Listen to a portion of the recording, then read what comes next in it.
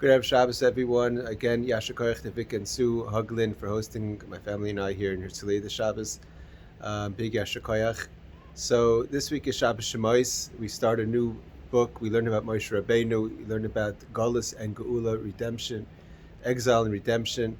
And the Sikha we learned this morning from 1963, where the Rebbe talks, it was then Shabbos right before Chavdal Tevis, the Alter Rebbe's 150th yahrzeit, and we learned in this morning the Sikha, the Rebbe explains that the idea of Moshe Hayeroya, Moshe was a shepherd, and Moshe, the Rebbe quotes the Midrashim that say, that Moshe Rabbeinu was born to be a leader. At the same time, Moshe Rabbeinu was tested by sheep to be a shepherd, how he would react and how the attention he was able to give. The Midrash tells us how he paid attention to every different level, all the needs of the sheep according to what they needed.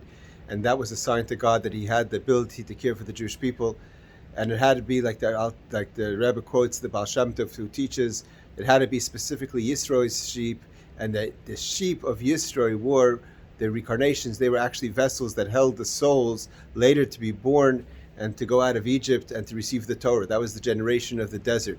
And that's why he had to be 40 years a shepherd, first to care about the material needs of the sheep, that kind of were the souls of the Jewish people, and then later to give them Torah and to give them their spiritual needs. And the idea is that why did Moshe have to be a caretaker of sheep that were of Avodah Zarah, of an idol worshiper? At that point, Yisrael was still a priest of idols. So why would Moshe have to engage himself in such a thing? And why do you have to engage himself in sheep that belonged to an idol worshiper? And the explanation that Rebbe gives is incredible, and the lesson that we have to take from this. Moshe was the leader, and leadership is not a person who looks to take those who are looking to get higher, those who are looking to achieve more, those who are looking for more spiritual growth, and help guide them in that experience.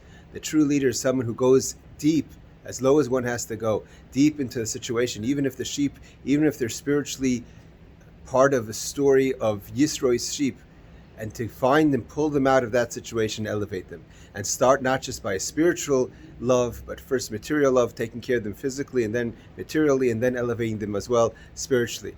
And that's the same idea. Moshe Rabbeinu was thrown in the Nile. He didn't just stand on the Nile. He was mamish thrown in the Nile, in a basket in the Nile, and the Nile was the Avodah Zarah, the idol of Egypt, and the Moshe Rabbeinu had to go there. And in there was also the Jewish kids were thrown in the Nile. And the message the Rebbe says is that when a person looks around and sees that there's our brothers and sisters and our Jewish children are being thrown into the impure Nile of the rhetoric, the narrative of today, the anti-Jewish, anti-godly narrative. So you don't just say, who wants to come with me? You go into the Nile, take them out, engage them, and bring them back to Kedusha, bring them to holiness, starting with love and care, and continuing with that love and care, and also in spiritual growth. And that's something that everyone can achieve and has to achieve. And like the Rebbe concludes in that talk, that God empowers us to do it. And when we don't engage in others and help others and pay attention to others, then we're actually underestimating God's faith in us, and by doing so, we're wasting God's faith in us, and therefore we have to live up to the expectations that God has for us. And we have to know also that if there's another child in the Nile, it's not that child or that person is in the Nile. That person is in a situation of tumah, of impurity. It has nothing to do with me, and I'm going to decide to engage myself in that person. The very fact that you see a child in the Nile means that you have a connection to that story. Moshe, the only reason the Jewish children were thrown into the Nile in the story of Paro was because the stargazer saw that Moshe Rabbeinu was going to redeem the Jewish people. So all the Jews that ended up in the Nile, because Moshe was going to be born.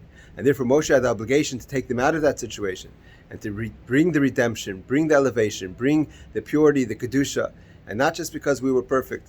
Like the angels say, Halalu oivdei avodah zarah, v'halalu oivdei avodah zarah. Why are the Jews any different than the Egyptians? It's not because we were special, it's not because we earned it, but because we're the children of Avraham, Yitzchak, and Yaakov, and God promised and gave us the covenant that He's going to take us out of Mitzrayim. As hard as the situation is going to be in Egypt, He's going to take us to Matan Torah. Like He told Moshe, Al Har Hazeh, the whole point is you're going to go to the mountain, receive Torah, and march onto the land that's been promised in our destiny. And we should be Zoicha to have the second coming in Eretz Yisrael with the Geula Shlema, with Mashiach Tzidkenu B'Karav Mamash. Good Shabbos.